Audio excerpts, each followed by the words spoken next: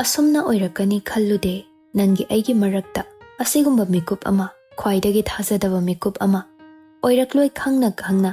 mitmang sida taaduna leiriba akiba asibo aina mayok yaba ngamgadra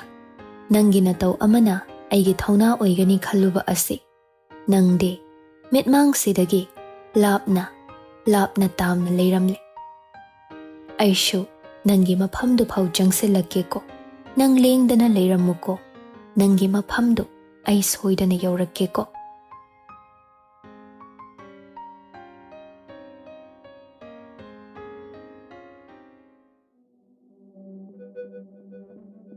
gari thaurakliबado fana sangle nupa anido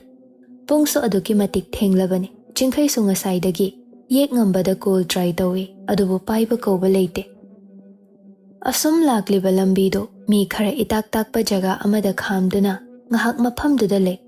yarik nganba gari gi steering duda makhut anidu kana paishile mamit anidu so chejet uishinduna le sordu so sangna hole chingkhai mataudo ma khangi magi marupsi kham thengna saure haiba asigumba yairiki asawbasi ma hana mamang da yam thengnakre saudokdana saurakpada magi marupsi mukna tai jade haiba ma khangi chingkhai tapna yengambase soidana call tawrakini moi pangtau toba yaba nate da yari kashu tawrise chingkhai du kari haidobano khangdrabani maso pakhatlibadu yaudaba nate nupi anima pulapna pau phawba ngamdabasi maso matha saribani asomdana kari phibamda leire yakpadu thong hangduna changlakpada leisnana gyan tarambadu uraga makeup thoglaba doctor ibema amuk nakanda gyan tadriba Christy da yengduna makha tarae nangi namanabi siso haifeti mathau leizadaba zan maru oiba nang natomta phadobasi mana ahi apa sadana masasu yawhalledana kaidi upaile nabani ma siminaba taban atopa lambi amta leiteba leisnado mamitungang sinduna yakpada khani yenglai machindudi punsinbana hojiksu karimta haiba ngamde yakpasu karimnana namit nanado adumaina ga yengaga kashu kana ruini bema nangi nupadu na ikhoigi thabakta khurau yam thangabanina nangonda khara taina thoga adum pot thoani yakpasu asi haiduna leisnada yamna hangoiba miting ama yenglai sum changsilaktuna makhutuna leisna soke tawrae yakpa khangkau kawrakpaduda yakpasu swai lawi mamai leithoktuna yenglakpada yek ngambadu leptuna leirami sir nang nekta sokpa yaba miro mase yakpadu tung khasik halli yek ngambadu leisnada yengduna sum changsilae manak nakna leisnadi mataududa masada makhut pullibadu nan thoknaba mukpa hore yek ngamba makhutuna leisnagi machin pullibadu lauthokduna yakpa magi janaba kaino krapuro yakpadu hoi haiduna prap thokre yek ngambadu amuk nokfet tawduna leisnada yenglai chokri ama pusilaktuna leisnagi mamangda phamlae leisna yek ngambada munne yenglaktuna kaigino aibu mafam sida puraise sir ibo halga nanga leiriba mari sina kaino yek ngamba sumasado haiba sanare aduga leisnada yengle matau sida nupi sidi khonjel kalapna aibu mafam sida purakliba se kaigino yek ngamba ming kaurakpaduda yek ngambadu chaplepi aigi oige haidana puraibani wahaidudadi leisnadu nokninglure makhol khara thoktuna oiroidaba manglanduda hojiksu tawri kaigi oiroidaba thoibe nangse aigi khutjalabani leisna wahaiduda yek ngambada matin sitlaktuna maya chiktuna hairae nangonda kanana madugi mingdo kobagi ayaba pige nangna hekta ingonda tarai na koba yaba mingla aise na khutjalabini haiba aduk na khopong na haiba susari aigi puroiba aigi yambung aigi yairi nganbana nangbu ngakpiba ngamla aduk naram chatwaraktaba yek ngamba makhutna mamaida tairibadu nanthokduna mangda phamliba nupiduda munna yenglai leisnadi sakfam hanadagi yam honglamle ashaubana masadu nikle mamit manangang senduna mangonda munna yenglame yek ngamba famlambadu fog haugatuna Nupidugi samduda pairaktuna Nang si nupini haiba kauramal. Nasana wakhal aduk tajadaba. Mafam sida nangini haiba kana leiri. Nangbu kanbigani haina kana leplibagi. Yari ngan bana mafam sida nangbu loba lakpa haidudi namangda phau mangun. Nang aigi oigadabani. Aigi khak kanamtagi oibiyar. Aigi oigani haina handagi su khankrabana hakbu mana ikuttagi munkibani. Sa! Nungshibada munduna loge khaliba nangi nakokto saani saagi naram chatuna aibu khudum change khalibado kaidong nungdo ithoklo yekngamba Nupado wakhal khanthada nupiduda makhut thaki nasani yada pidrabaso aina munduna loba taredana si haiduna nupidugi masa soknaba khotnare hai ibungo taha khinune se thado se ibungo thado te thaubasu jangsilaktuna yekngambadu khamtoi mapana macha nupadu chingthoktuna puthoi tungda lakliba ibo haldu leisnagi manakta changle machindagi I thoklibadu uraga yekngambada yengle karigino shukthina tawride si haiduna leisnagi mamai soke tawre adubu leisna mamaiduna kanamada leithokhe ibo haldu matawduda nokladuna hoi nang aingonda waruramgani khang adubu masi pumbasi aishu tawdaba yadaba oikibagi aina nangbu aigi langda thohankibani leisna ibo halda yenglaktuna noina ibu phaduna thamlaga kari tongjaban nakhoina mara leitraba miyoi khyagi punsi manghalaga aigi punsi siga karigi amuk mari leina halibana ibo haldu tapna mengna adumak makha tare nangna natrabasu nangi husband duna aikhoiga mari leina naba sum silaklibasidi masi nang khangde haibadi yar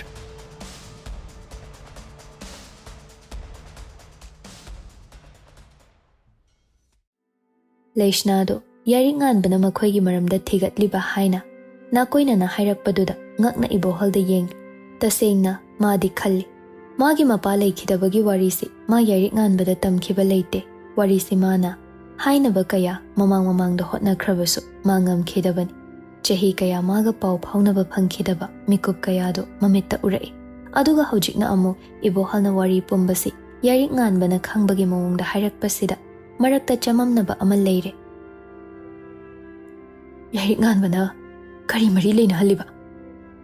te thobado hojik changselakduna ibema doctor warisi nang khangde haina chengan nangi nama asonbidugi khara khanba yaban leisna mama palakpaduda nupa singduda yenglei thado palibase am thuna thado aigi ma da hek soba ai kai dawrakye ko aigi ma so per nupi macha sibo sanaribadu makhoidadi aduki matik penjaraba mal leisna na ira thangduna wangang lakpa khoding makhoidadi hena dum nungairaba mahau ama haplaboi ningli te thoba leisna da amuka so haire nangi husband duna pariba cash to hek withdraw tawbada nang amadi nangi namadu dai khoina kashu shoklo madungam gani hairabadi hojikmak nang thadokpi yek ngambado mapagi wadu da yaningdraduna madu yaroi pabo yari ngan ba masamuk mafam sida laktuna haijabado ai pam masu nataba atai dei pamde si haidun changsilaktuna amuk leisnagi machindu punsinke aduga ahal anido kadudagi puthoknaba inthoke kadu so amuk mapandagi thonglon sinkre leisna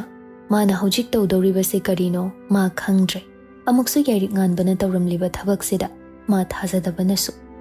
masasu wakhalamada leikre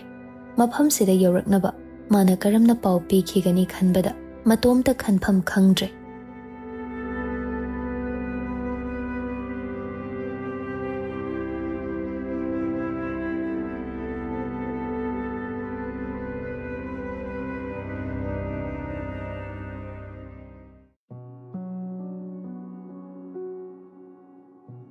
somdana leimasu yumyai kaduda hangat handa chatle puriksu atai pau loba yaba maphamda pau haire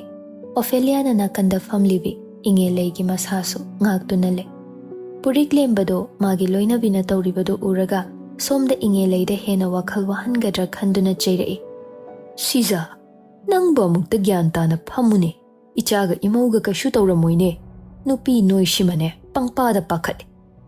pakhata yaribo imodo kaisu kaijaba nate phatanungda thoamadi kamain tawni purik lembadi adomna leimana dong inge leigi mamangda hairakpaduda hena inge leibu pakhat hanba tare khangna chaikhale aina kaisu tawramloi hairadi tawramlo yare cha khara cha thoknaba tawsi nacha nupa so halaktaba natro lambi da halakjaramasan bema noi mamsi hoise chak pijanaba ongta to shi haiduna purik lembado chakhumda tapli changke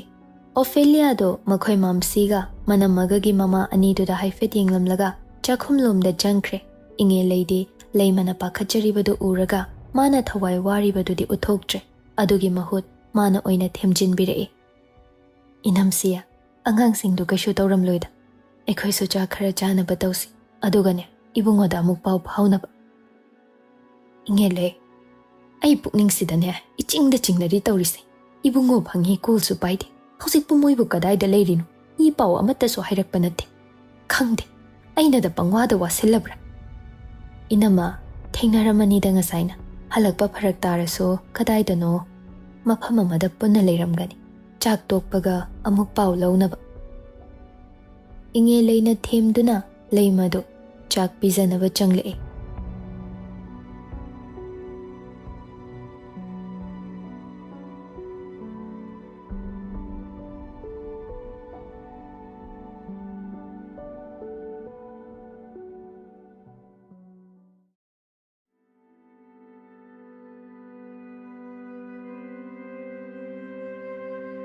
Panglabra, kamain tawre? Location se sir khara unfamiliar oy. Mina ka hena khangnaba jaga di nate. Yumdom pok oina ama chawna leiba sumal. Ekhoina ubada yumgumba ma leiba mal. Phare, location du tharo. Aduga athubada na khoi khara laknaba do. Phani sir. Call du thamkhre. Aduga pocket ta yawrakpa churup to. Machai ama lauthokduna machinda umkhre. Aduga lighter duna chamduna amuktang chinglaga maikhudu kamthoi chingkhai so manakta changlakduna kamain tawrage mafamdu khangabro yari nganba churuptu amuka chinglaga makha tarae khang adumna leiringai magi phone duda call ama laksil yenglubada maming su chongthorakte nupa ani do haifet yengne aduga call du paikhatle yari nganba so domenle wangang lakpa ngaiduna Call to the gate. Nang hojik lays na wuthiram gani haiba ai khangi. Mabu hek soklambaga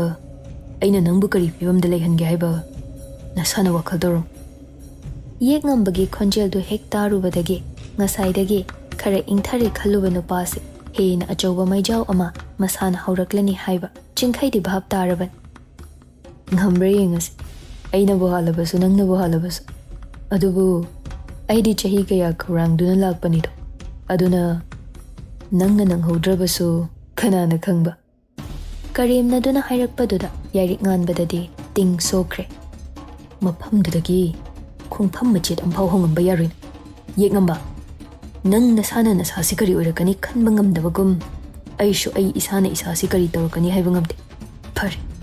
yengnaba taban si haiduna koldumana oina kakthatle aduga Gari khamliba adomda jangsinkre chingkhai so magi matung ilai asomna ani do gari thauna lakpa hore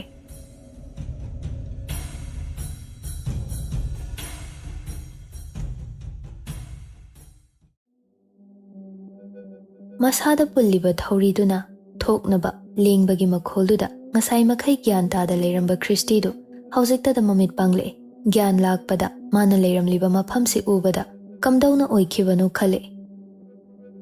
Few hours ago,